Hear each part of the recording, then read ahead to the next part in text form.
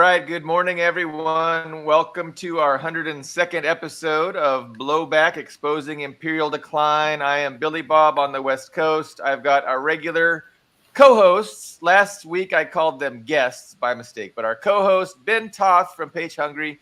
Ian Kummer is our other co-host from a suburb in Moscow. Our two special guests this morning are Greg Rosen from Chicago and Leo Zhao from Berlin. So thank you two very much for being our special guests. We generically titled this episode as the World Burns, which is just a reference to all the crazy shit that's going on at the moment. There's too much to really focus on just one thing. Who's Nero in this? Who's playing the fiddle while the world burns? Who's in charge right now? Sorry? Kamala. That's a picture right there. Jesus, laughing gas. Kamala. Except she's not the horseman that's made a member of Congress. She is the horse. What can be unburdened by what has been. Let me share really quick, since we're just extemporaneously talking about Kamala, because I have this great little blurb image meme that I sent out that was pretty popular on the Facebook. So this is Kamala Harris in a nutshell. If you want to save democracy, you'll vote for this candidate we installed after lying to you about the incumbent's health to prevent a primary you could have participated in. Also, the candidate we selected was polling in the single digits when she tried to become president in a fair primary. So that's why we had to rig it for her. So get out there and save democracy. I hope that was coherent. The point is, nobody was allowed to vote for Kamala. When we were allowed to vote for Kamala, she did very, very poorly. But she has been selected years ago as the future leader of this country by the billionaire oligarchs. And so that's what we're going to get. And we have to vote for her now to save democracy. So, I mean, it's just preposterous. Well, the difference between the continents being we have Ursula installed, not a single, person, like voting person in the EU voted for her, and we don't have to vote for her. She's just in. It's decided. So, and that's been, I mean, a long time running. Has the the EU is far from democratic, right? I mean, yeah. Well, it's not pretending to be. Destroy democracy. What's that? It's not just undemocratic, it's anti-democratic. It was created to destroy the sovereignty of European states. Yeah, it doesn't even follow the basic aesthetics of, we're open and democratic. It just doesn't. It's completely autocratic and increasingly so. I don't know where you guys want to start. I'm criminally underprepared because I spent the last 5 days under a rock. But what I saw this morning, a couple of beats, maybe you can choose one. Kursk incursion by Ukraine and what the fuck that means. West Asia waiting for Iran's retribution. I mean, that's a big one. I don't even care about the Olympics or the US voting shenanigans. What do you guys think about any kind of topic? Again, sorry for. Well, okay, let me jump in and just say that I am once again allowed to stream to Facebook. So I just changed today's live stream to public. So it's been about a month since I was banned from streaming to Facebook. So I'm happy to be able to do that again. As far as first topic on the table, I don't know. We can go to Ian, talk about the Kursk incursion. It's been 79 years since the last Kursk battle, so go ahead, Ian. Yeah, so it started, I don't remember the exact date. It started, I want to say 4 or 5 days ago. 4 days ago this week. That. Yeah, something like that. And it started fairly small. You could see the developments on the various map websites that try to track the progression of these confrontations. So it started pretty small. It started along a 4-kilometer front border crossing, and that was probably about a battalion that initially crossed the border and then expanded from there. I think they got, I don't know, I want to say 6-7 miles in, probably about 10 kilometers deep, maybe. And it spread out. It didn't start on that narrow front. They expanded the front, so it looks like over a brigade has participated to some extent. It's actually, I would say, it's pretty similar to how the Russians did the Kharkov in Persia. You don't, especially in a war like this, you don't concentrate people. It's just bad. So this is the game changer, and the Kremlin is terrified, right? That and the F-16s. Yeah. It's interesting to see the narrative develop over several days because at first I remember I was reading the early CNN news releases on it, and even they said it's unclear what Ukraine's trying to accomplish here. And then I think about 2-3 days later they said, oh, this is to they developed this. This is to humiliate Putin. This is to blah blah blah blah blah. It took a couple days. It's just kind of funny to me how, as this war has progressed, they've fallen into, as Ukraine's actions and NATO's actions have gotten more, I would say, baffling. They've fallen into this habit of retroactively justifying things, like the cheerleader squads retroactively justify. So something weird happens, it takes them a couple of days, they kind of collectively think about it, and then they spit out 2-3 talking points explaining why this was actually the most brilliant maneuver in military history. So what's the why? Because this morning is when I checked up on this. I found at least 4 explanations of why, but I don't know. I'm not really sure. So there's a nuclear station, but that nuclear station is, I don't think anyone could plausibly look at the map and say, oh, that's a realistic target. So I'm not sure I buy that. I'm not sure I even buy the gas terminal story, because there's this idea that they're trying to go after the gas terminals. Like, well, if these are pipelines are going through Ukraine, why can't they? Ukraine can just say, fuck off. We're not going to give Russian gas to the European Union. I don't think they need. It doesn't make sense. If you have a gas line going through your own country, you don't need to invade a second country to stop that section of the gas pipeline. You can just turn it off or blow it up on. And they have done that before. They did that with that ammonia pipeline. So I don't see either of those explanations making a lot of sense to me. It morale boost, a better position at negotiating table, which is ridiculous. And that's the most endorsed one by the leadership, saying we wanted to stoke fear in the enemy. Look, the war has come to your land, which means better position. That's the opposite of a better position at a negotiating table with Russia, I think. Well, when we were on this show talking about the Russians' Kharkov offensive, I said it made sense in general principle, because the numerical advantage is now on Russia's side. They do have a very clear edge. So like in 2022, let me step back a bit. So in 2022, when Ukraine had a clear numerical advantage, Russia gave up territory. They actually retreated in the face of Ukrainian offensives, and that did shorten the front line to a more manageable length which is what you do if you have if you have numerical superiority, you extend the front. If you're at a disadvantage, you want to shrink the front. That's a pretty basic principle. So that has not changed, though. Ukraine has numerical inferiority, and these vehicles, not even just the men they're losing, the vehicles, because this is a mechanized offensive. I just read in Forbes that these were the 3 best NATO-equipped units they had, like the cream of the cream that they sent through. 3 being at least 6,000 people. Estimates are 10,000 to talk in civilian, because I don't really know the jargon around battalions and all that. But a really big thing that they're throwing at him. And I love that the US and the UK, I think, both said, we don't know what you're doing, what the goal is here. But like day 2, I think Syrskyi, the commander, called Christopher Cavoli, the US commander of NATO forces in Europe, and thanked him for the planning and the gear. It's like I don't know what game's being played. The feigning lack of knowledge about the offensive is interesting, and it's also, which I don't buy, of course. The NATO's deeply involved enough in the planning process. They had to have some goal in mind, right? And also, if we recall, I forget, it was the Belgorod, which was, of course, on a much smaller scale, but that Belgorod raid is what they called it afterwards, caused a big stir because of the use of American equipment and vehicles. And now I haven't really seen any imagery of this.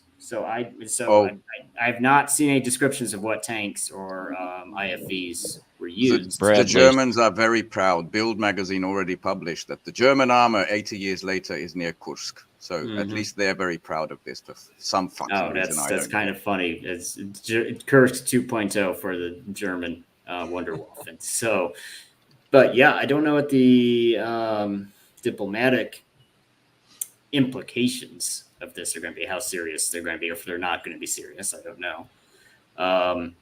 Just sharing this. I found it in the morning, but they're proud. But it's strange because right now it's not, the rest of the front is not static right now. They are losing ground in Donbass every day.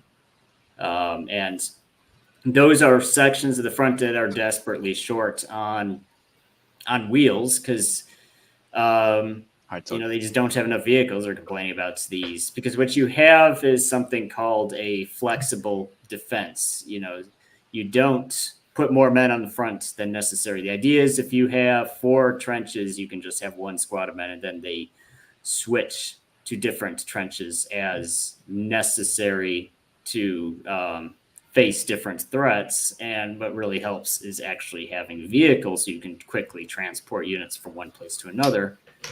But they're short on that, but they have the resources to launch this offensive. So I can't say I understand the actual material gain from doing this. So. Seems like a very confused, desperate last-ditch effort to get more funding or for optics. I mean, what I'm hearing is that in the Ukrainian ranks there is much more mutinous sentiments than ever before. There's low morale, and also there's increasing conflict within the Ukrainian administration, within the coup government, and also there are more voices calling for negotiations. Yeah, the polling has gone way up among the general populace, saying we'd rather sacrifice land, but we need an end to this. I saw a headline in the morning like 700 Ukrainians go underground to flee the mobilization effort. Yes, 800,000 I think was the number. 800. Sorry about that. They pay in cash. They avoid using debit cards. They apparently change their addresses, so it's harder to find them, and they just don't do anything that. And that's actually pretty consistent with what I've seen from even Ukrainian news. They complain that there's just under 1 million unmobilized men who aren't productively employed in the civilian workforce either.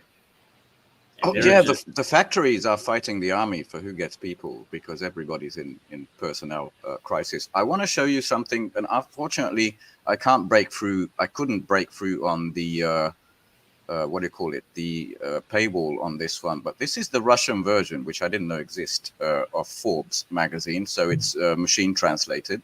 But this guy, Budanov, the I Love the Dark, the head of the SBU, creepy fellow who has like 2 Bandera statues in his office or something like that, he did the Kiev School of Economics, KSA graduates. And later in this article, I have it on good authority, it led to other headlines saying that Ukraine can fight on until 2033 if they mobilize all the 18-year-olds, and 2044 if they mobilize all the 16-year-olds. So that's the Kiev School of Economics graduates listening to this, which is obviously televised in Ukraine, saying that's what we have to look forward to, guys.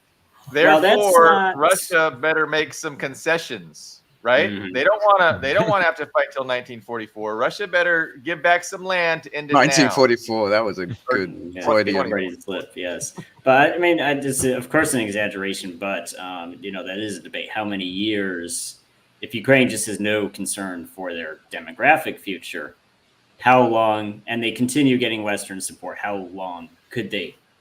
Because I'm in the camp. And I've been in that camp for a while, that this could wind down in summer 2025, but it doesn't have to. That's only if the USA pulls the plug and NATO and the EU can't fill the gap left by the USA, which I Oh, think that last part is a given. The EU cannot fill that gap. Yeah, I think so I think that's that now I'm in agreement with established. that. There's the American assets are too great to be replaced by anyone else by long shots. But if they don't follow through with that assumption that I have, and they do decide, hey, we're going to drag this out longer, this is debate of how many more years could Ukraine sustain these losses and not tap out. That's a good question. Yeah, so now it looks like it's likely that it will drag on for indefinitely, because that seems to be the strategy of the neocons, of the warmongers in the White House, that they want to bleed Russia as much as possible using Ukraine, even if literally the last Ukrainian is sacrificed.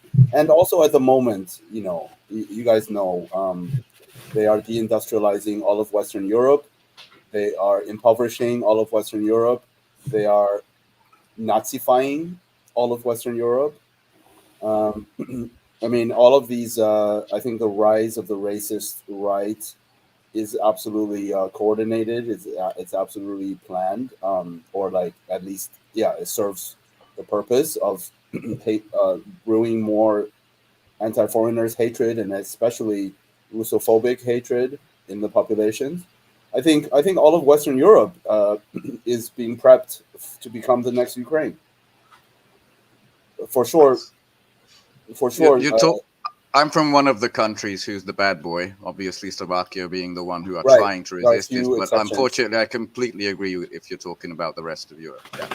Yeah, the rest of Europe. Yeah.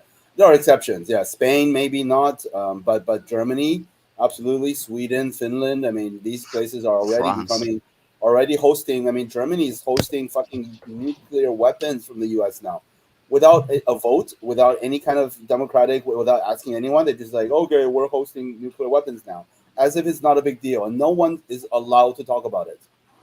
They always hosted nuclear weapons, but now they're talking about these strike missiles, which is, next year, 2025 is when that project starts. We'll see. Right. Yeah, Russia yeah. has vowed to respond to that. But yeah, it's a very sad state of affairs. And just one thing about the two nations, which is Slovakia and Hungary, one is left wing, one is sort of the conservative Christian right, leadership, but they're treated as one because they're kind of in the peace camp. And the EU has fucking sided with Ukraine, a non-member state, against two member states when they stopped oil transit to us. And at least Slovakia carried through on the threat saying, well, we're not going to export energy to you. We export somewhere around 40% of Ukraine's energy needs, electricity needs, right? And we haven't even stopped it. At least we threatened to, but we haven't. It's just insane how this gets, just step out of line and we will stop Russian oil, which basically keeps, we have the big refineries to refine them into petroleum. It can create a fuel shortage in Hungary, and they're okay with this. It's just insane to me what's going on around here. And let's forget about the Paris Olympics. Forget about it. But to answer this question from, I'm paying attention to the comments. I want to address this question by Dust. It's a good question, and there's been a lot over the past couple of years. There's been a lot of back and forth. How many mercenaries are there? I'd hear from people, there's Polish and English speakers everywhere, and then we get these actual Ministry of Defense reports saying, well, there's probably only a few thousand in the whole country. So, I mean, I don't see the mercenary option or the foreign legion replacing Ukrainian manpower, but I don't think there's a need for that because, I would say I don't see any signs of Ukraine collapsing. I don't. All right. On that point, we just talked about the really crucial personnel shortages, the morale issues. I'm sure you've seen a bunch of videos. I haven't caught up this week, but in Kiev, in Lviv, Lvov, whatever you want to say, obviously the Russian oblasts, including in the Crimean region. Sorry, not the Crimean. Odysseus. It's named after, Odessa and Kharkov, all the people burning the military recruitment vehicles. There is an underground partisan movement, but it's not on the side of the West. Here's the thing. In 1944, Germany launched when it was clear they're losing. A massive offensive deep behind enemy lines. And then the collapse happened faster than anybody anticipated. I know we have this running, I wouldn't call it a bet, but a disagreement with Ian. This last move, this last ditch effort, if anything, speeds things up. I mean, don't forget, when this happened, the main headlines on the battle news sites would have been New York has a Russian flag, which isn't the American New York, but the one in the Pokrovsk axis in Donbass, which was taken. And they're taking one settlement after another, including key settlements, faster than ever before. And the front line is collapsing. It's the last line of defense. And that's why they did this last-ditch effort. I mean, at least one angle is to get some media attention in the right direction. But I really don't see this lasting, through more than this year. It's going to be the last Kursk. It will be taught, I think, trying to repeat Kursk and getting exactly the same smashing results as they got 79 years ago. Okay, we can continue our disagreement into the next year, but I think this had something to do with November. Let's get into a good position in November in case in the US, as you said, the US support, something should happen to it, then we can see, look, we can still do things. Well, and the thing is, I mean, I have seen those videos, but the difference is, what is the difference between 1,000? I mean, if you have 1,000 upset people, those 1,000 upset people can burn cars, they can smash windows, they can blow up recruiting offices, they can make their presence noticed. But 1,000 people isn't going to change it. I mean, so I would assume the number of that upset people in Ukraine who are that upset is somewhere between 1,000 and 1 million. But if it's 1,000, okay, that's not going to change anything. When you start getting up into 6, 7 digits, that's when you see something happen. But if we would bring up Germany in 1944, I mean, Germany did not collapse, though. It's the thing. Germany did not collapse. They shrank till it was Berlin, and then there was nothing. There was just, I mean, it wasn't even. What I'm saying is, it sped up like increasingly after Stalingrad, but Kursk was also decisive. Well, after to the point they were literally recruiting grandpas and children and kids to fight. Yeah. Yes, but the thing is, it wasn't even an option for Germany to continue fighting. There was just no Germany left at that point. But Ukraine isn't there yet. I mean, you see you see 100 guys surrender here. You see, a squad here, a battalion here refuse, obviously, suicidal orders. That's not the same as a collapse. To be fair, there's the group of people who the government needed to make a decree. I think that you can't name your children F-16. I don't even know if that's a male or a female name, but apparently you shouldn't have numbers in your kid's name. It sounds like an Elon Musk name. I mean, Javelin and Javelina existed; those are names. But F-16 apparently you're not supposed to. I was negligent when introducing the show. I forgot to mention that Carlo is on assignment. He is doing well, but he's deep undercover, infiltrating MAGA. And we hope that he will return next episode. So I know the viewers, most people tune in to watch Carlo. They don't really care about us. So I just want to assure them that he will return hopefully next Tuesday. He's having lunch with Steve Bannon. Yeah, no, but he's undercover, and he's gonna get he's gonna suck Bannon into embracing him as a comrade, and then he's gonna get him. But my internet, I just fixed it. So my daughter was streaming one of these games, and now it's way better. I made her get off, and so she's not gonna be able to play until our show is done. So that takes care of that. Fathering issue. tip number 6. How authoritarian. I just freaking breathed on my camera, and now it's misty. Oh my god. So yeah, the topic is still, how long is Ukraine going to hold on, or how long can, even if the neocons want to sustain it for the next 10, 20 years, if it's possible. But not 10, 20 years for sure. Right. No, Budanov said 2044, Ian. 2044, if they conscript the 16-year-olds. Kirill's not going to live until 2025. I'm okay with that. Yeah, I mean, Europe, Western Europe needs at least 10 years to amass the manpower and also the technical, also the military capacity, right? And in the next 10 years from now, Russia and China are going to be light years ahead. So yeah, it looks like really, really bad. Not a good option for NATO.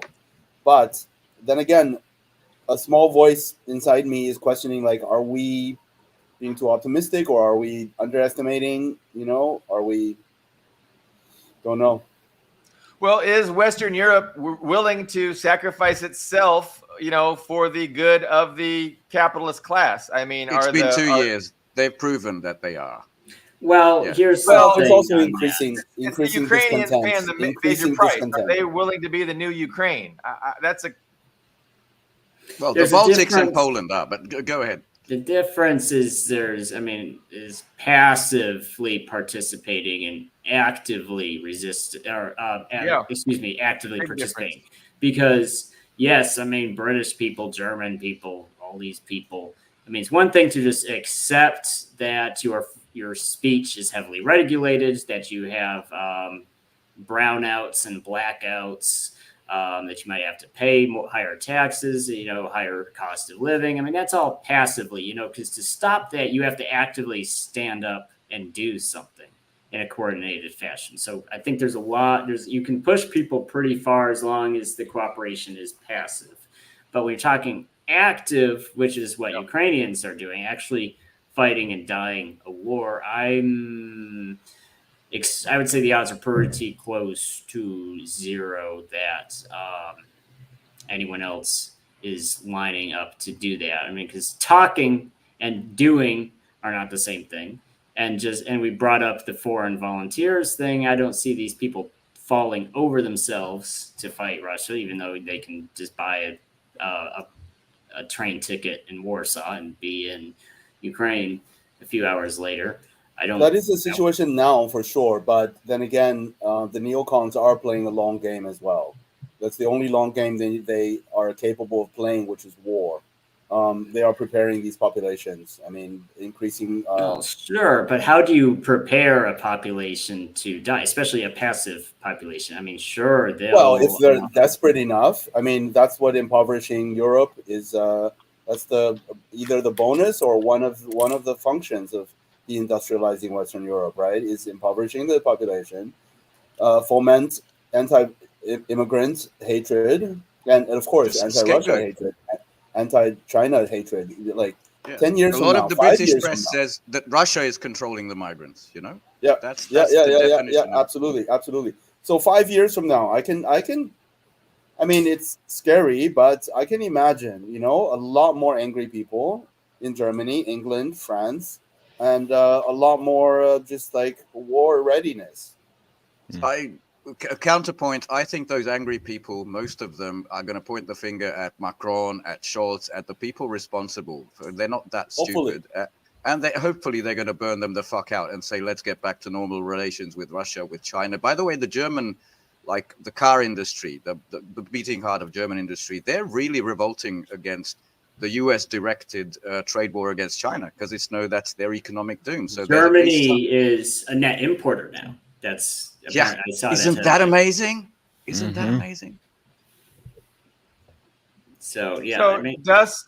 Well, not to change the subject. Dust was, asking about Bangladesh. Do we want to agree that it remains to be seen the extent to which Western Europe will sacrifice itself for the good of the global oligarchy? Just one question before we shift to Bangladesh. For Ben, how serious do you think the German car industry rebellion is, and how do you think?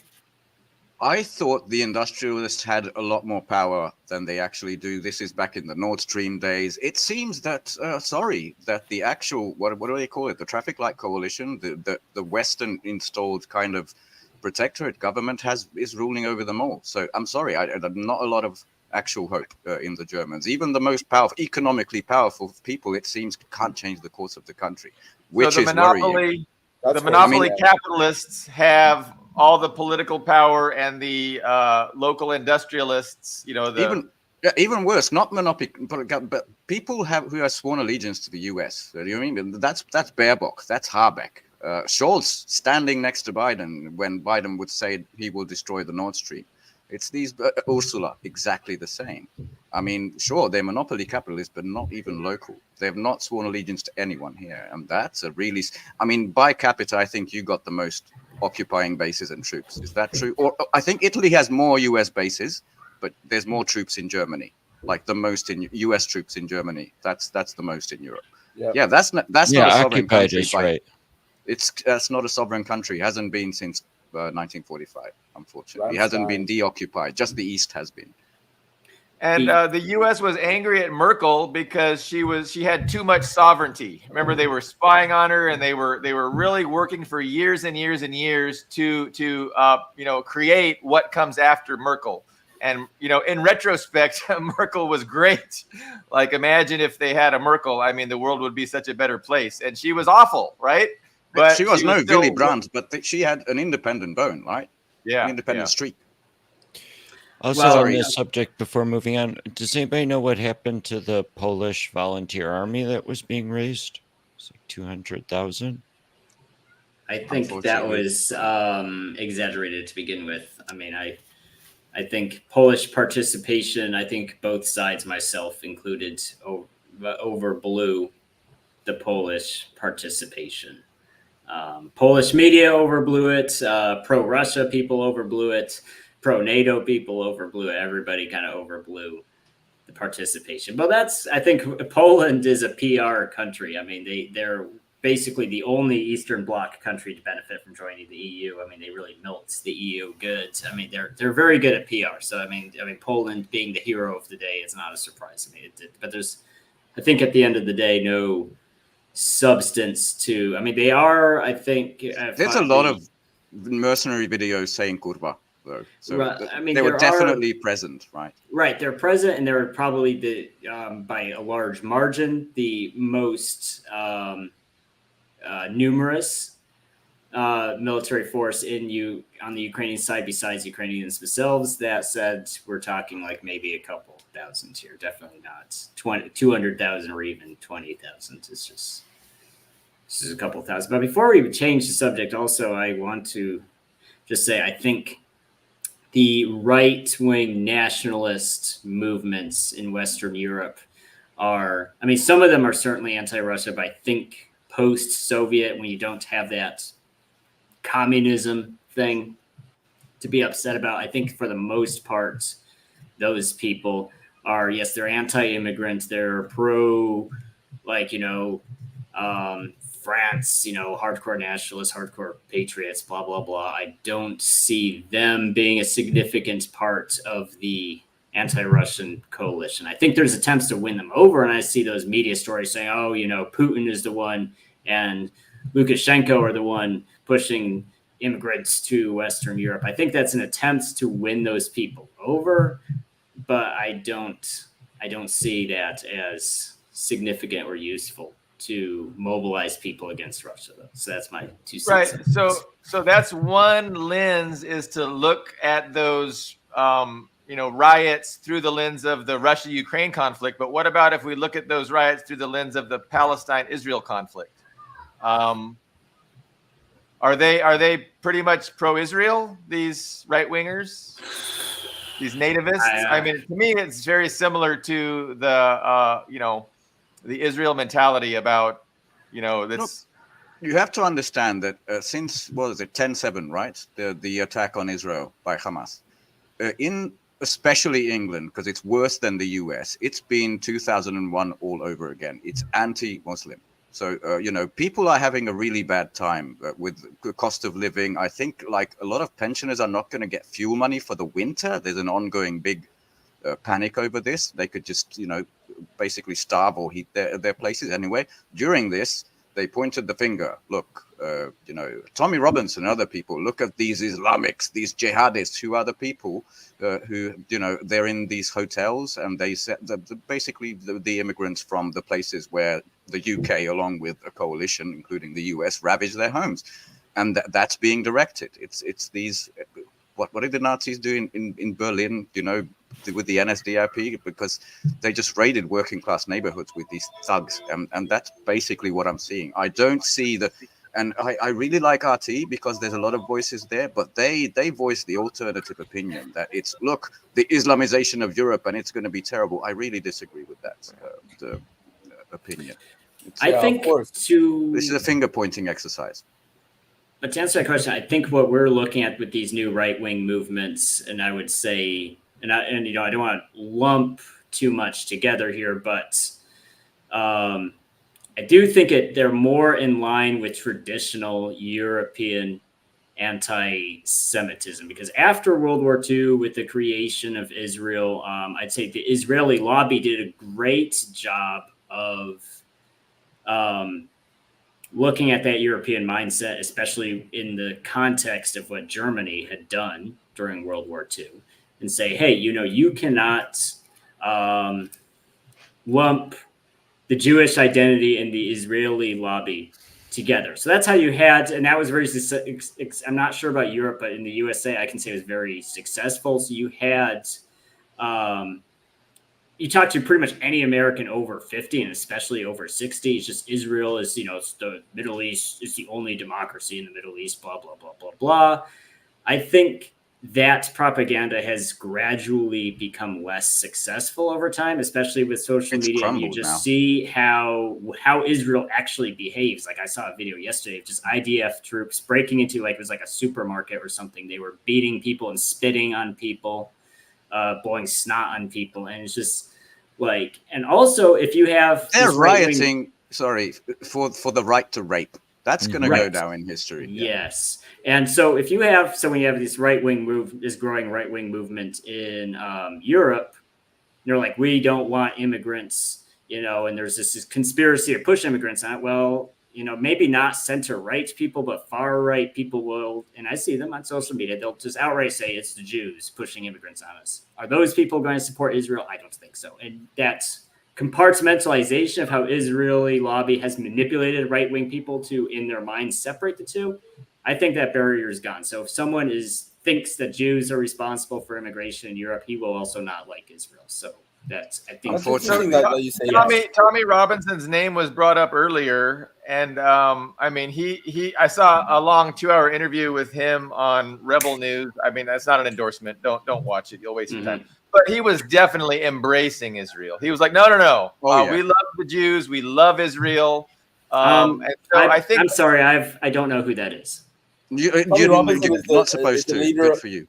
He's a leader of the English Defense League, which used to be the Jewish and English Defense League, the firebrand in the UK. He's one of the main voices of the populist right or the racist right in England, along with Nigel Farage, who has a few good things about him in terms of, typical fake or not fake anti-US domination of English politics. But Nigel Farage has also sworn 100% allegiance to Israel.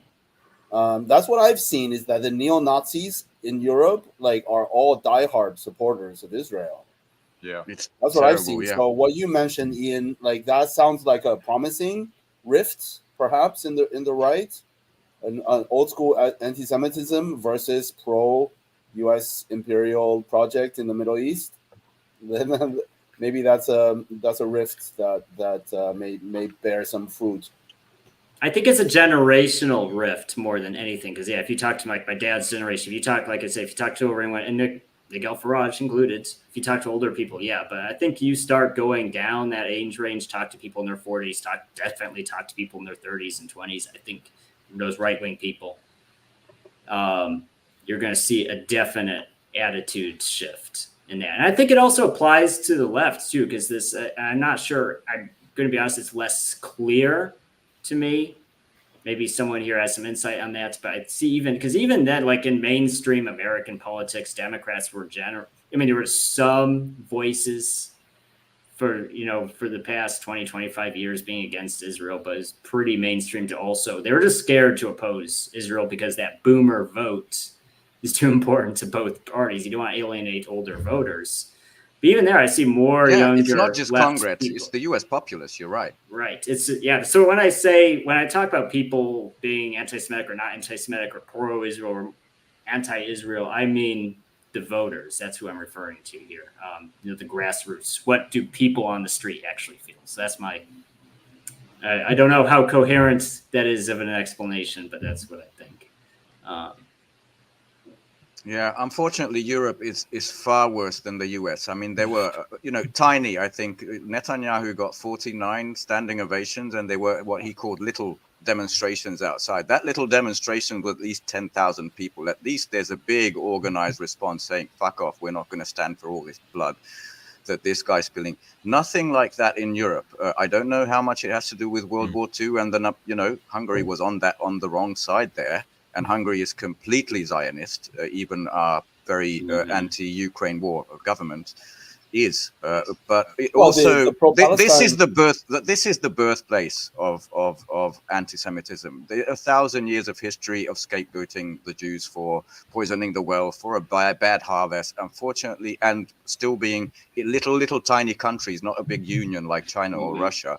It's still easy to carry food today, and I'm sad to say it still hasn't gone away. We're much more cucked to Israel, I think, our governments are than the US at this moment. Yeah, and I don't want to be. I mean, I don't think we should be dismissive of this. So just saying, like this comment here, saying that it's just the finance class and all that's true, but it's not the finance class that's going to deploy to protect Israel from Iran.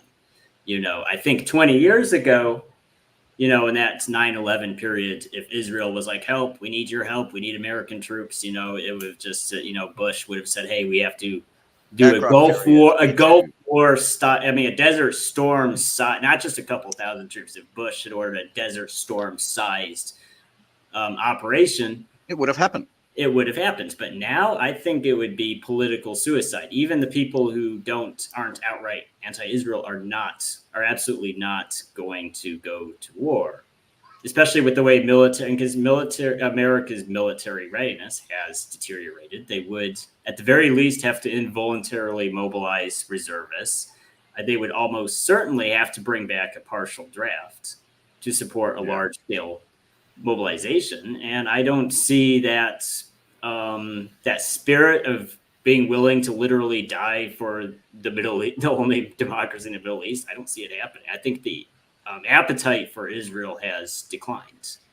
Absolutely. Okay, but we definitely see a big push by Netanyahu government and the Zionist lobby to get a justification for the United States to go to war with Iran, right? We see all these provocations by Israel against Iran, hoping that Iran is going to retaliate in such a way that the U.S. would have no choice politically. Any government would have no choice but to attack Iran. How do you see that playing out in the future? I mean, it looks like Iran is playing it pretty cool and it's not falling for, these provocations. I mean, I know a couple episodes ago, maybe last episode, I thought their response to this assassination of Hania was going to be even bigger than the previous response to the bombing of the embassy in Syria. But I'm not sure now if that's going to be the case. I think they might be playing it. I still think so. Even Russia tried to moderate the response. Just as you said, playing it cool and doing nothing wiped $2 trillion off the stock market. This already is part of the retaliation. But right. I mean, Israel is stewing in guilt and fear right now. Absolutely. And they still might do something because they're just thinking about what they're going to do. But I remember preemptively, brought that up, and my opinion then, and I still have that same opinion, is going to be extremely well thought out, because if Iran got into some kind of war with Israel with NATO help, I mean, even if Iran won, it would destroy their economy. It cause a huge the world economy. Yes. Well, I mean, you just have to look at it from both sides too. You have to look at it from their perspective. I mean, even if they won the war, it'd be extremely destructive to them. So I don't think they want a war. Absolutely. And the U.S. doesn't want a war either. Right. Israel is trying to, to get things, where it's inevitable, where there's no choice. And so that's what they're trying to do. And there's a lot of people in the West that want war with Iran, like the Lindsey Grahams. So there's a faction of the ruling establishment that will be happy for a war, and they've been clamoring for war for decades against Iran, because they know they're only going to benefit from it. They're not going to have to sacrifice. But whether they want to or not, if the American population itself is unable and unwilling to go and die in the Middle East, I mean, Biden and company can want whatever they want, but if the American population is not willing to accept huge loss of life to defend Israel, then they can't do it. It's really. And I think that's a fringe, that neocon group that wants it, and the mainstream doesn't and can't. Yeah. It's way too dangerous. And the Pentagon doesn't want it. Right. Financiers and economists don't want it. You can see the writing on the wall. But I'd like to say something on this. Here's my reading of things. I mean, Netanyahu is facing basically jail and riots at home. He's in political trouble trying to stave his ass.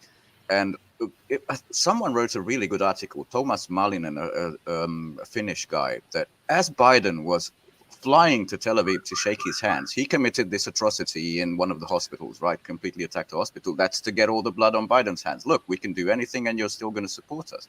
And now what they managed to do in trying to get the US to support everything they do. I mean, Fuad Shukr was assassinated in Lebanon, Beirut, right? I think that's basically that's Shia Islam on the side of Egypt as well, a different variety of Shia Islam. But then they assassinated the Hamas leader Haniyeh in Tehran, in Iran, which is the heart of Sunni Islam. At the funeral, he was a Shia guy. They united. There were two different prayers said. They united both camps all against them. It's just a couple of captive Gulf Arab states who are trying to calm things down, but the rest are really, really angry. And last week, before I went off the news, I think Sultan Erdogan said it's time for the owners of Israel to leash it in because the region cannot stand another provocation. It's time for you to rein your dog in, basically. That I know he's mostly words because there's still oil flowing from Azerbaijan to Iran through Turkey, obviously. But I think that's a reflection of his population, and that can't be discarded. A lot of the population have just said this has gone on too long. I've seen a beautiful video. I don't know if you've seen this. I can try finding it later of the Olympics, basically with a sketch from somewhere in the Middle East where the Israeli wrestler or Olympic champion comes in and everybody shakes his hand and then they see the signings and they all smudge blood on him. That is the world opinion. That happens to you after killing 10,000s of mums and kids, and the world won't stand for it anymore. So definitely a breaking point. But the other side of this is the US. They'd rather play the strong boy. Optics is everything in the US, and destroy the world economy rather than actually rein their pet in, which to me is just, I don't understand it. I thought even the heart of, monopoly capital was logical in the end, but it doesn't seem like it. Well, it gets us into that debate. I mean, who's wagging whose tail kind of thing. And I agree with, Erdogan that it's the U.S. that definitely can rein in its pet if it wants to. And when push comes to shove, I think that's going to be what happens. Like, I don't imagine the U.S. is going to get into a war with Iran unless they feel that they can, that it's going to be productive for them. And I don't think they believe that at the moment, and that's why it's not going to happen. But you can definitely see the efforts by AIPAC, the Zionists, and the Israel lobby, and the Israel government to. And Lindsey Graham is always part of this. Yeah. Mm-hmm. Yeah. But yeah, I think ultimately it is the oligarchy consensus that it's not going to be in the best interest of the U.S. and they want to focus more on China and Russia than they do on Iran at the moment. I think the era of Iraq-style invasions is over. I don't think it's been over for a while. I mean, you can see that. I think that we really started seeing that turning point in Syria, and it's very obvious now. They can't. It's not even. Mm-hmm. I mean, it's true. It's true. They in their heads go through the cost-benefit analysis, but I just think they are no longer able to put together 300. No, and that's like you're mentioning. That's due to the decline in the readiness and preparedness of the U.S. military. I totally concur with that. But it's not like something they couldn't do over a year's period of time, right? Over several years, they could definitely. But you'd see it happening, right? You'd see that preparation take place, and we don't see that preparation now. So that is suggestive that there will not going to be. sit there and let them build up 500,000 troops. I don't think. No, they don't have. Well, the point is they don't have Yeah. the 500,000 troops, and if they tried mobilizing people, I mean, I think there would be some resistance, and it would be something that would be obviously. Well, what can you threaten people with if they don't want to go die in the Middle East? I mean, really, there's a limit to what even authoritarian governments can do. You can't force people to fight. Germans in World War II wanted to fight. Ukrainians want to fight. I don't look at Americans in Western Europe and think these are people who want to go fight, you know. Well, Western Europe, at least, you know, just across the small sea, but the US has to cross an entire ocean and the small sea to get there. It's not logistically. And they're dreaming of Taiwan.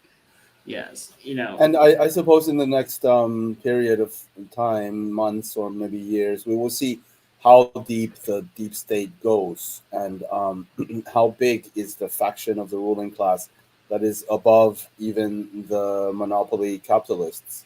I mean, I don't want to sound like conspiracy theory, but absolutely there are, you know, super rich people whose names that we don't know. I mean, I think that's pretty much, you know, that should be accepted. That there are these true blue bloods, like the scions of DuPont and Carnegie and. Or not the scions, but the parallels, or even one step above them. Yeah, I mean, what is their approach? What is their position with regards to everything that's going on? I think it's hegemony at all costs for them, right? Even if it sacrifices the monopoly capital interests. Right. But what would be a strategy? What do you think the perceived strategy is for maintaining that hegemony or for clawing it back? Like how would they do it? Like it seems that they don't have any cards to play. They're losing on all grounds. Yeah. But yeah, that was interesting. That's what trying to prepare all of these different countries in Southeast Asia, by the South China Sea, as well as Finland. I mean, just like breeding all of these new Ukrainians, right? So Finland is easy because it doesn't need to be Nazified. It's like the three Baltic states. They were original collaborators, so that doesn't need to. But proxy wars of destruction, proxy armies and proxy wars just to destroy and to keep progressive societies from developing, essentially. You know what I don't get is after Ukraine, how do people volunteer for this? Isn't it clear that the promise that the US is going to save you is completely hollow and you're going to sacrifice yourself for nothing? It should be clear to all of these would-be proxies, including Taiwan, including Poland. And one thing people are just not informed. I mean, if the legions of like absolutely ignorant Filipinos online are to be anything to be judged by, people are just not informed at all about their own history and about what's happening today, what has been happening. People are just completely brainwashed. Philippine media is exactly the same as Indian media, which is it's Washington media. It's a carbon copy. There is no independent streak in it. You know, other than obviously there's MK Badrakumar, a fantastic guy who does Indian Punchline. I think he's a lifelong, he was a foreign minister, a diplomat. There's obviously these voices, but not in the general population. The absurdity of hyping up a border dispute, the kind which exists between France and Italy, into this like huge thing, violation of sovereignty, and like China has used at the most water cannons. And these Filipinos who were literally their grandparents were genocided by the USA. And Japan, literally, they were on the verge of independence from Spain, and then the US comes in and takes over the colonial reigns. Just like everywhere, just like in South Korea, just like in so many places, the US just took over from the colonial administration, And the Filipinos just like completely forget about that. They just completely don't think about that at all. It's insane. Don't want to switch topics because I'm not very well informed, but Dusty's earlier question about Bangladesh, I don't know. I think George Galloway said that he doesn't like it was a dictatorship under this chick, but for Western headlines, I think kind of sums it up that whatever she did domestically, she had one of these independent streaks, let's say, in foreign policy. And as we know, that's something that cannot stay. I mean, in my mind, the resistance is still growing. It's in Europe. It's not just Hungary and Slovakia. It's Georgia. Not the EU. It's probably Bulgaria going to grow next. It might be Austria. I mean, in your part of the world, there's still the Sarawagenknecht on the left and the AfD on the right, who are completely anti-NATO, anti-US occupation. I mean, the not worst AfD. goes On the AfD website, no longer. It says no. It has always said that they are pro-NATO. On the AfD I thought website, they were the biggest anti-NATO voice. I've been voices. misled. Yeah, they say shit. They say shit just to get the discontent vote. But on their website, it has always said that they are absolutely pro-NATO. I've been misled. Then it's up to Miss Wagenknecht, basically. So Bangladesh, we never did get to that, did we? We were trying to at one point. I mean, so it seems that India has been not on board with the West's assault against Russia, the West's sanctions regime against Russia, their war on Russia, and that has kind of upset the West, right? So Modi seems to be kind of in the crosshairs, and they're putting some pressure on him, on his government, to really get on board, get all in with the West. And he's kind of refused to do that. But definitely the government in Bangladesh was very, very, very tight with the Modi government, with India. Oh, and so the aforementioned MK Badrakuma wrote about this. Apparently, the diplomatic circles in India are furious about this, like about the Bangladesh coup, color revolution, whatever you want to call it. They're furious. And the government in Sri Lanka, the government in the Maldives that are very close to India, they have been captured by Western puppets, essentially.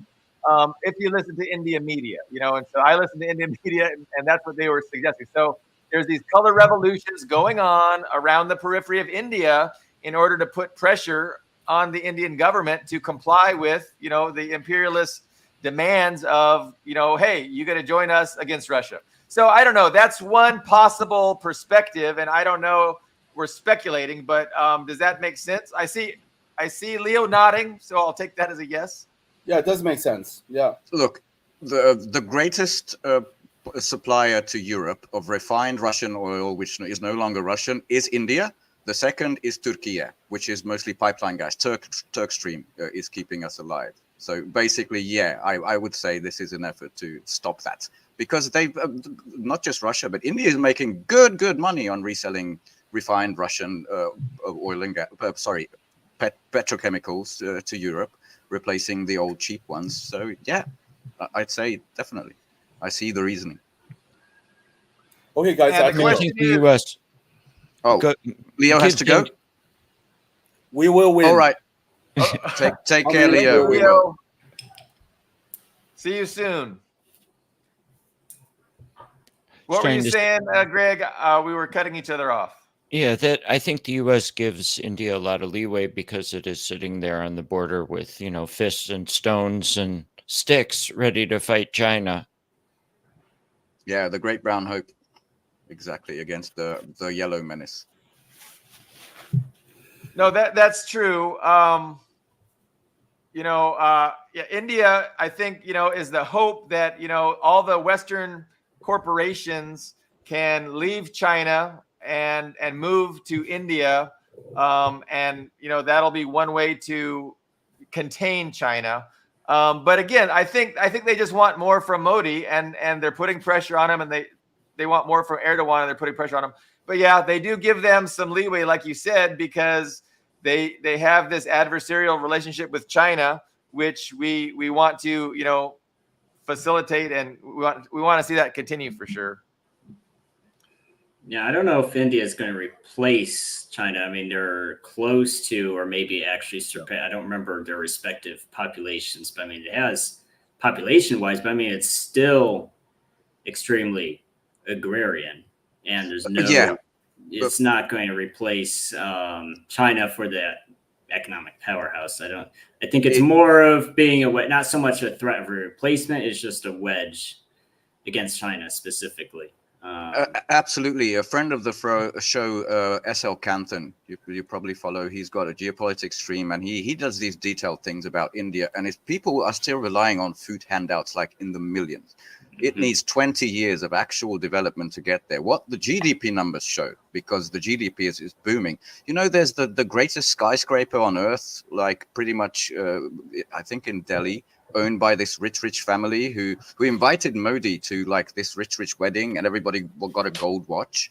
It's pretty much, you know, a pharaoh's Egypt is what's going on there. There's ultra luxury amidst widespread poverty, and all of the Western investments, including the latest was Elon Musk's Tesla factory, said they tried for a couple of months and sorry, we're pulling out. It's just not the skilled, the sanitary and the proper workforce that we're looking for. What it does try to do is undercut China in workforce cheapness, and that's all it can do. But once you see the actual conditions on the ground, those trains that we've, you know, in our childhood, we see people hanging off them in clumps. That's still the case today.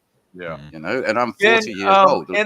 In the private chat, there's a graphic representation of what you're describing, and I think it would be instructive for all the viewers to look at this. It'll take like 30 seconds. Oh, you had to do a Reddit? I'll do full screen and share it. At least, and you can even fast forward to maybe 1990, because that's when shit gets crazy.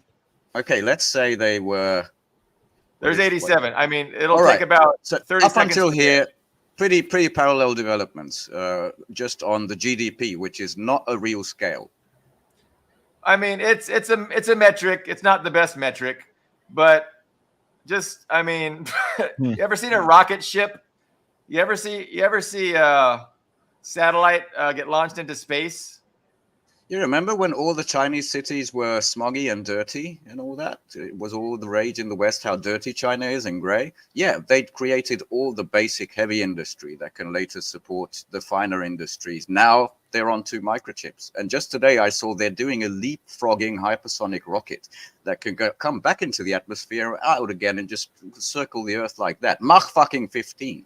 That's what they're doing now. While you guys, sorry, not you guys, the U.S. government can't seem to get 2 of your astronauts back until. But that's about a 6 times. You know, they lapped them about 6 times in GDP since 1988. Like, in real terms, they're not comparable. Thank you, Communist Party of China. The one, I mean, people continually dunk on the one-child policy, but I mean, that rampant. I mean, part of India's problem is that they're just ridiculously overpopulated, because I think China's a good, I mean, they're different countries, but I think China is a good example of what China would look like had they continued that overpopulation. Because now they're like, oh, well, China's going to slow down. Well, you know, I don't think a decrease in population for China would be bad. It'd be like, oh no, we went from 1.6 billion people to 1.3 billion. I don't think that's a disaster. I mean, look, that is no different than, you know, China's economy is facing collapse headlines that have been going on for 3 or 4 decades. Yes, exactly. This whole it's a PR effort to get people thinking that China's on the brink of collapse, and it's demographics. There's nothing they can do. Like, give me a break. They can always do what the U.S. does and start importing people, and they could always have some kind of incentives for people to have children. Like, I mean, if they I wanted to say there's a 3-child policy now. Officially, you get a whole lot of benefits to having 3 children. This is just nonsense. It's doom and gloom nonsense, and anybody that thinks it's real is stupid and have no idea about the history of the past 3 decades where the same thing has been, you know, promoted. So no, China is not on the brink of economic or demographic catastrophe. That's just, it's silly. I mean, India is fine if you want a call center to harass people. Cheap service workforce. And, you know, be a farm for unlimited quantities of cheap software developers for the USA on visas. I know some people get very upset if you say that, but I mean, Yes, that's what the USA does. They like these countries they can farm for their public education systems and bring them to the USA that's how the USA Exploiting sees countries. socialism. Yes, because that's just how it is. On this topic, also this morning, I caught a headline somewhere that the IMF, I don't think they wanted to bail out China, but they recommended a scheme because of the real estate sector that they bail out a lot of the sectors, which it turns out had a lot of Western investment in them. And the China's main bank, I don't know which one, said, no, we reject this because this would be a moral hazard. Accepting recommendations from the IMF. That's where we're at. And I love how the Financial Times and Bloomberg and this press treats China has only grown by 6%, way, way under expectations. But Britain is finally back with 0.3% or 0.2 and stuff like that. It's so ridiculous, even when it comes to GDP. But GDP shouldn't be trusted. GDP, PPP, as in purchasing power parity, closer. But what you should look for is the, I think it's called the Big Mac Index. Like every country has it, of how much a Big Mac costs, and then compare that to the GDP, and you get way different numbers. On an average Russian salary, like right in Moscow, you can buy far more Big Macs than even like a mid-level position in the US, which is a lot more in dollar terms, in GDP terms. Yeah, I mean, there's useful metrics, and GDP isn't the most useful metric. I mean, it is a metric, but there's much better metrics. Probably the Big Mac metric is more insightful. I just prefer it. Yeah. The big thing is, what do you guys think about the American and global economy right now? Because we had that stock market. I guess it was just a panic sell because of the Fed not reducing interest rates like some people had hoped. You think that was it? Is it just about the interest rates, well, or also BB being in a bunker? I think the two were probably unrelated. Is because you have a lot of everything crashed. I mean, because I buy crypto not because I like crypto, but because I need it as to piggyback my money back and forth. And so everything. An American in Russia. It's yes. Mm-hmm. So everything tanked over a couple of days, and I do think the official story is true, but it's not the whole story. I mean, people have pointed out that the emergency loans that were given out last year were higher. You had the bank failures, you had the emergency loans. Those actually exceeded what was done in 2008. There was another thing, and this might be copium by the financial press, but weak jobs numbers was another big cope. They blamed it on that. Is that anything? I don't know, because I know the jobs number has always been fudged. The unemployment numbers has been completely fudged in the US. People were how much of the collapse or the crash was due to geopolitical factors, and how much of it was due to these surveys that came out regarding jobs, etc. Well, and it's a fragile bubble in general. Sorry, Ian. No, go ahead, because I know the answer. Okay. I was going to say the Biden jobs reports are extremely unimpressive. And again, people get mad if I say this, but the vast majority of the new jobs under Biden were temporary, not full-time, and mostly migrant workers. In other words, they were to hire people from Honduras to pick strawberries. They're not the jobs that Americans need to actually not to be in poverty. And I know the media just ditched COVID and just never talked about COVID again, but you saw that the unemployment rate, which is already high, is actually in truth probably higher because what happened during the lockdown is a lot of workers, particularly older workers, just gave up trying to find a job and they're not unemployed. That's the thing. Yeah. So they don't count as unemployed. We don't count them. Yeah. And so the economy never got. I mean, Biden and the media tried this hat trick of Bidenomics, of record economic growth. Well, it's like turning off. it's like cutting electricity to your house and then turning it back on and then saying, I brought electricity to my house. That's literally what it's like, because they shut down the economy, then turned it back on, and then took credit for the economy. On the other hand, 34 trillion of total debt. So those, the liberal financiers, they have a million ways of rigging these data metrics, right? And so the unemployment, the official unemployment number doesn't represent all the people that have gave up and stopped trying to find work. And so in all of these metrics, they have ways of rigging them and making them look better. And if you notice, somebody should really do a study on this, but the projections, like growth projections, invariably, always the West is overestimating how high the U.S. will grow, and then once the actual numbers come out, they downsize it. Whereas with China, it's the exact opposite. They're always saying, "Oh, they're not going to grow at all," and then when they grow a lot, then they, in the 15th page of the thing, they lament that, okay, well, they did better than expected.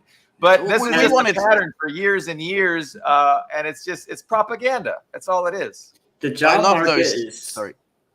market is still shit, because I still get job notifications from back in the USA, because I was too lazy to turn them off. I still get job notifications. They're still shit. There's just not, and everybody I talk to says the same, that the job market is shit right now. A lot of job ads are just fake. They're not actually intending to hire anyone, or they're planning to hire from within. So they complain, there's too many people don't want to work. Whenever they trot out that people don't want to work anymore, that just means they don't want to pay people. That's.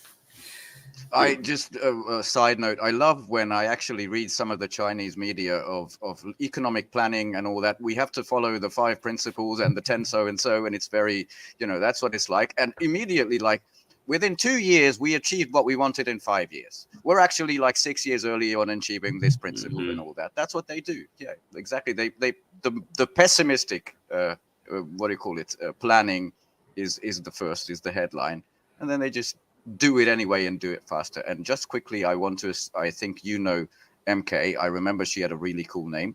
The USSR never collapsed. Yes, they had issues, mostly being rigid and not reforming. And yes, there were some shortages of something, but the USSR basically completely capitulated to the West. And that's what suicided. Suicided, unfortunately. But what Russia has done in the last 20 years, I couldn't be happier about. So the USSR might not be back, but the heart of it is. Yeah, Gorbachev didn't want the stress of managing the union, and it's a lot of work. And he preferred not to engage in that work. And against the will of the vast majority of the citizens of the union, it's like an internal coup, essentially, illegally, and he had to hide from his people for the rest of his life. And it was a disaster for the economy. The USSR, was stronger by every measure than the U.S. is right now when it suicided.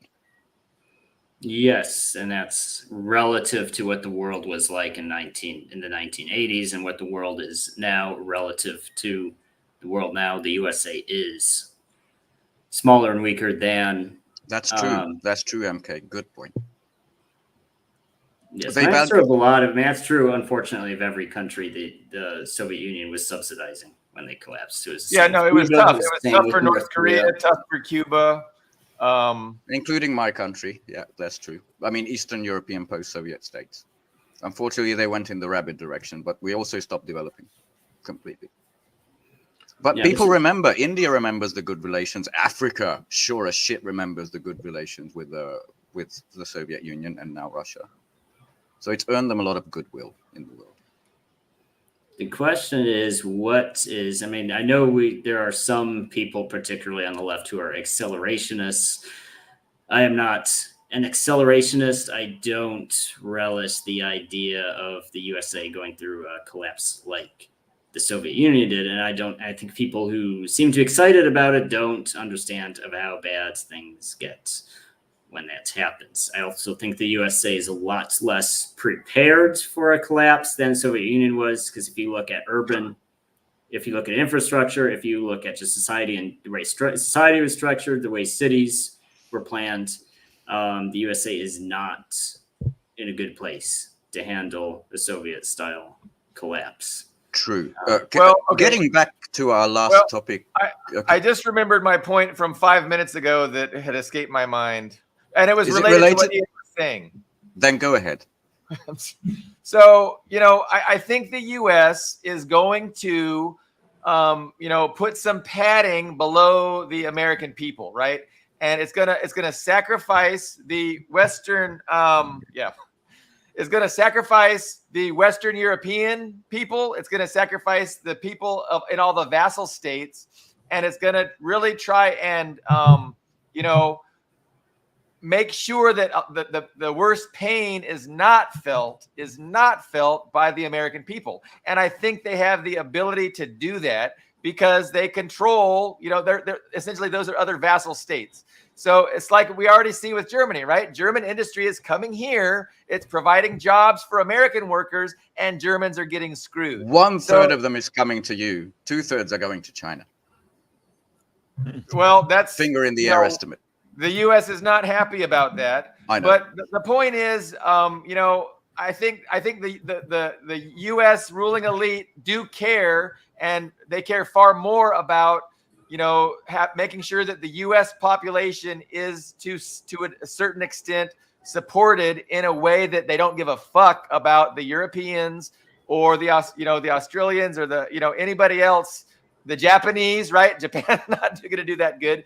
And the U.S. is happy that they do all the sacrificing the pain, and they're going to try and protect their own citizenry to an extent from the worst of the pain. That's the only point I was going to make with that. I think that's what they believe. And I'm glad you made that point, because I wanted to respond on this crash, that all of these factors, fudged job reports, not doing the interest rate hike not lowering the interest and all that might play into it.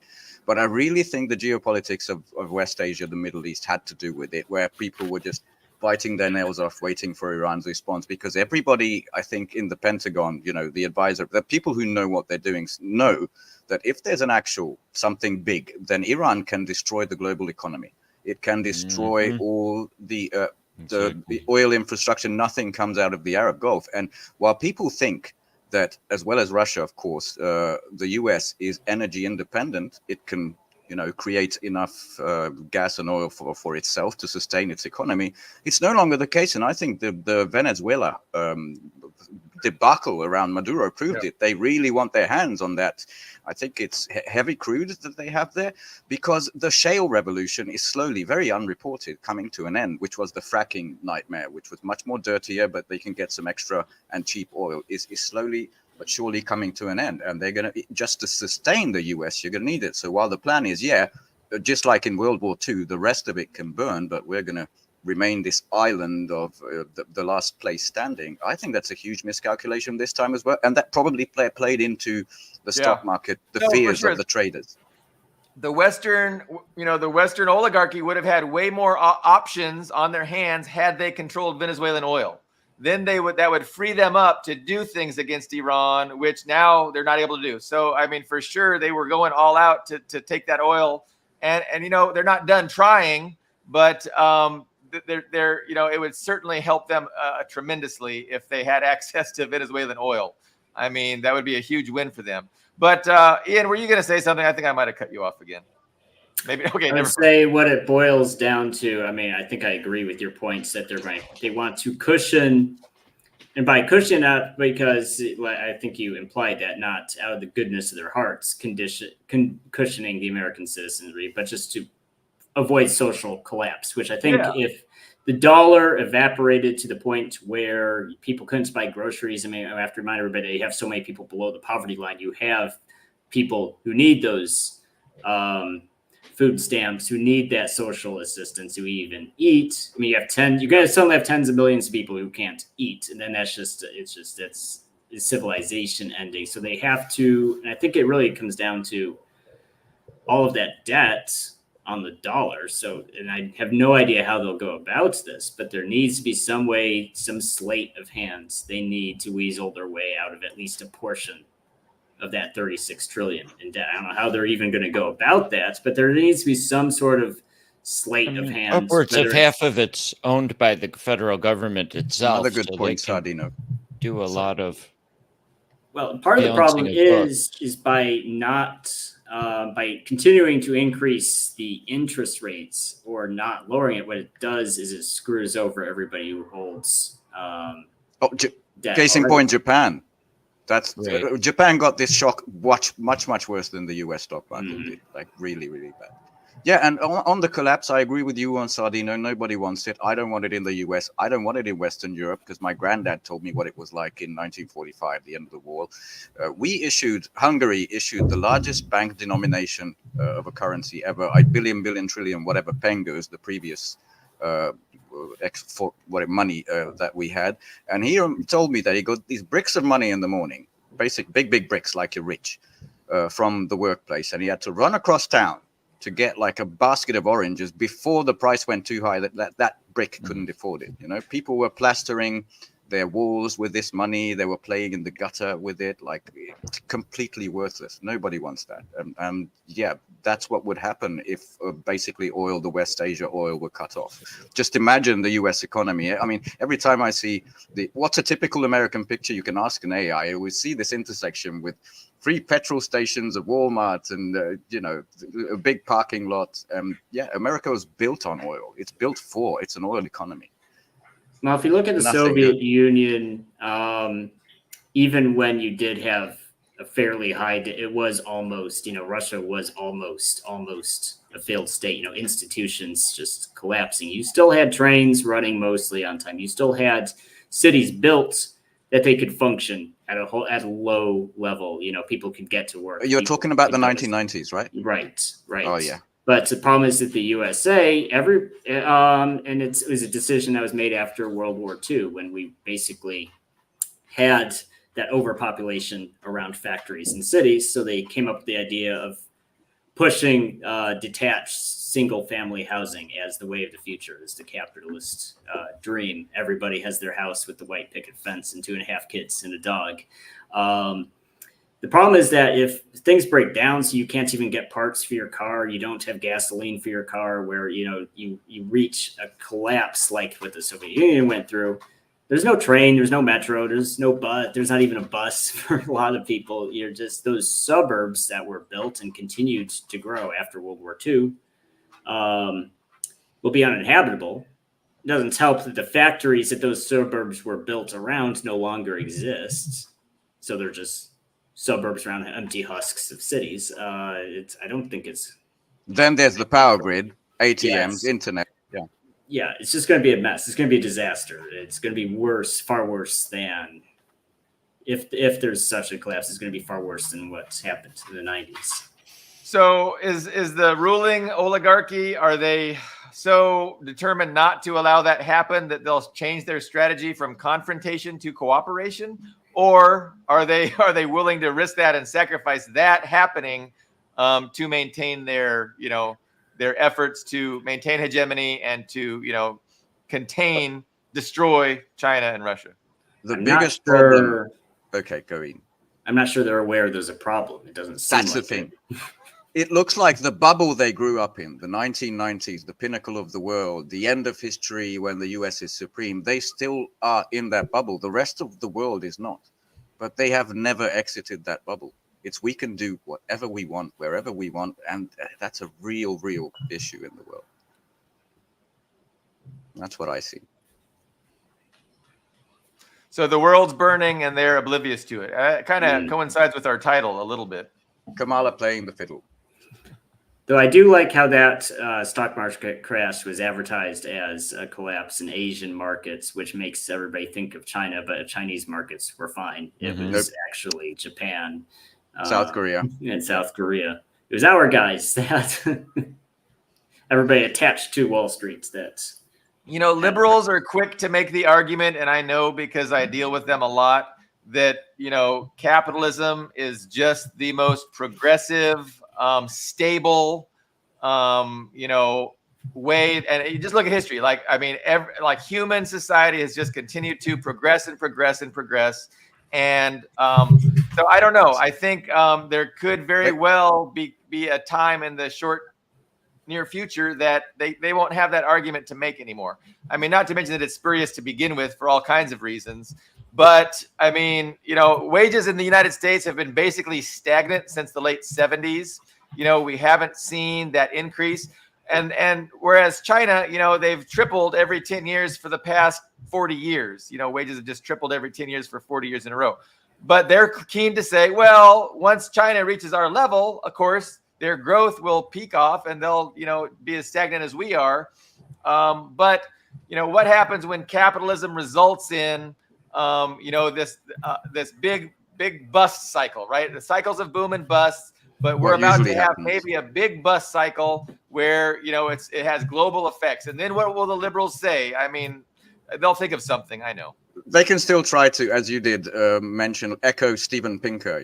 Everything's getting better, everything's fine. Let's be Pollyannish. Look at all the statistics of capitalism lifting people out of poverty would be zero without China. But that's exactly. They're responsible for over 100% of poverty alleviation since 1980, which means that take them out of the equation, poverty has increased globally. But don't bother liberals. If you go back 3 centuries to Western Europe, where capitalism was born, it enslaved the entire world and killed hundreds of millions of people. But communism bad somehow. It's amazing. Where else, guys? Greg, thank you for coming to us from Chicago. I think I'm optimistic we're going to have Slava, and she is also from Chicago, and she's a spokesperson for the American Communist Party, the relatively newly formed American Communist Party, and she is hopefully will be able to be with us this coming Tuesday. That'll be a great episode. And a true Ukrainian, communist. True Ukrainian. She was going to be with us last Tuesday, but something came up, so we're optimistic that we'll get her next week Tuesday. Anything else? It's we're only about an hour and a half in. Any other topics we want to rant about? Reflecting on the U.S. collapse, which may or may not be accelerating. I mean, I think the first Russian Revolution versus the counter-revolution is probably a better example of what to look for, since the 90s was a suicide from the top. Well, there were real unaddressed issues with stagnation and corruption that Gorbachev had the opportunity to fix, but Perestroika made it worse. So, I mean, yes, it was resignation at the top. I mean, there were definitely real problems. If problems are ignored, yes, they are going to lead to some sort of collapse. But but the 1990s were not. I mean, it's true. Why 1990s were not an improvement to everybody. That people were complaining about in the 1980s seemed like very small problems in comparison to what happened the following decades. The biggest human catastrophe suffered in peacetime, I think, ever was the 1990s in Russia. Yes. Yeah, that's how fucking bad it was. I think the biggest reduction in life expectancy during peacetime. I'd say if you look at what was wrong with the Soviet Union in the 1980s, and you look at what is wrong in the USA now, I mean, it's interesting because I think a lot of signs of social collapse that typically happen after that actual we're already seeing those signs before there's a collapse. I mean, True. if you look. Sorry, to respond quick. Okay, sorry, Ian. I'm not going to interrupt you. Go ahead. I wanted to, because this isn't really a debate, but Greg had a point, because, the Great October Revolution, the Russian, the Tsardom, the empire, was engaged in multiple, wars. There was really bad poverty at home, and all the Bolsheviks said was peace, land, and bread. We're going to put an end to this war. We're going to actually focus on ourselves. So there is something about an overstretched, militarily engaged U.S. empire all around the world, while there's mass suffering at home. That kind of rings a bell. I'm not sure it's going to. Of course, it's not going to go the same way. No two countries ever do. Right. But I get that analogy as well. And the shockingly and bad the governance. 1990s as well. Yeah, and there's that famous Elon Musk tweet everyone was talking about, predicting a civil war that got him in hot water with the Europeans, because you're not. Sardina knows his shit. I'm not sure it's going to, because like you said, I mean, there is that comparison to the Russian Civil War too, but I'm not sure there's going to be an actual coherent civil war. I mean, I see people on both the left and the right. There's elements who fantasize, well, if there's a civil war, to be revolution, my side would win, and everything would be great, gravy. I think Greg It would might look be like right, Britain, I might right? be wrong. I mean, I think it might just be a social collapse where it's low-level gang warfare and poverty, and just. I remember an important topic we have not yet discussed, which I am interested in discussing. Friend of the show, Scott Ritter, is finding out firsthand just how much free speech means in liberal democracies, aka Western oligarchy. So I guess the FBI had a search warrant, raided his house, are accusing him of, being a foreign agent of Russia or China. I'm not sure which one, and attempting to influence the minds of the American people on behalf of these foreign governments. So, spurious allegations, as if American citizens aren't free to make up our own minds and to advocate, what we think is correct and true. We're learning that we don't have these rights in this country. So, I mean, to a communist like myself, that's no shock. I learned this decades ago. Well, I'm not that smart. Maybe a decade ago. But liberals are going to be, liberals with a conscience, like Sachs, Scott Ritter, and the guy that Mearsheimer, these people, as they begin to speak out more and more and become more of a threat to the interests of the ruling elite, they're going to find out just what liberalism is, and they're not going to like it. Well, I think Scott Ritter is, I'm glad you brought, because I meant to bring that up, but forgot. So I'm glad you remembered Scott Ritter. I think Scott Ritter is in serious trouble. I think he is, because we remember the last episode of the Scott Ritter drama was that they pulled out the plane and took his passport, so he can't harassment for sure legally leave. He can't legally leave, and I think if they took a step it could just be an intimidation tactic, but I don't think they would go so far as to actually search his house unless they were in serious minds to pin something on him. And I don't think they need a particularly large burden of evidence to pin something on him. I don't think they need any what evidence. They set out to do. So, and I think they picked someone who to make an example out of, because I think they anticipate that domestic opposition to escalating things. Specifically, I think it's more about, because I know he's also anti-Israel, but I think it's a lot more to do because they realistic about Israel, yeah. Right. So it's more about Ukraine, and I think they anticipate more public opposition. So it makes sense to basically pick someone and lynch him as an example to the others.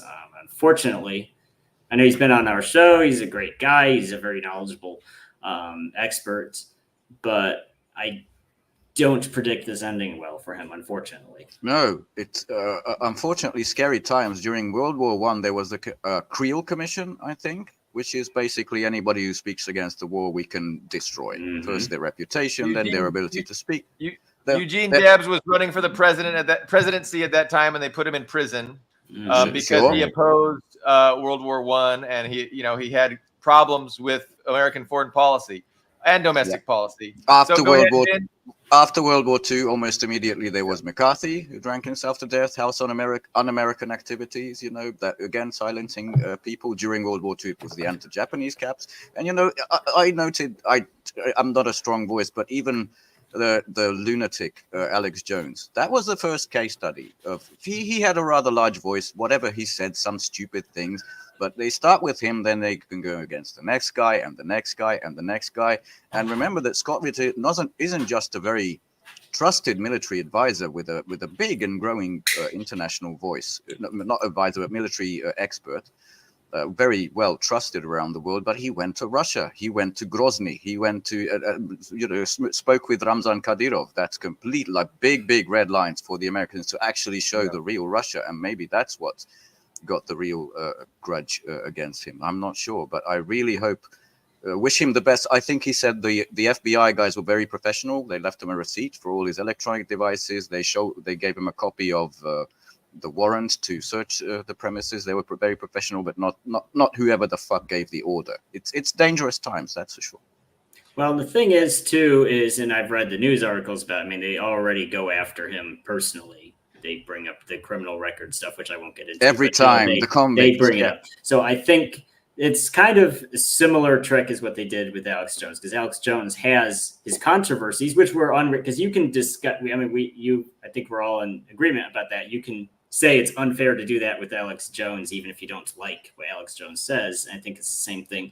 They picked Scott Ritter because he went farther than most people. I mean, I do think, and I even said at the time it was a mistake to go to Chechnya, but he went farther than most people. And also he has his own controversies, so they can string him up, and the media, of course, will smear him as a terrible person.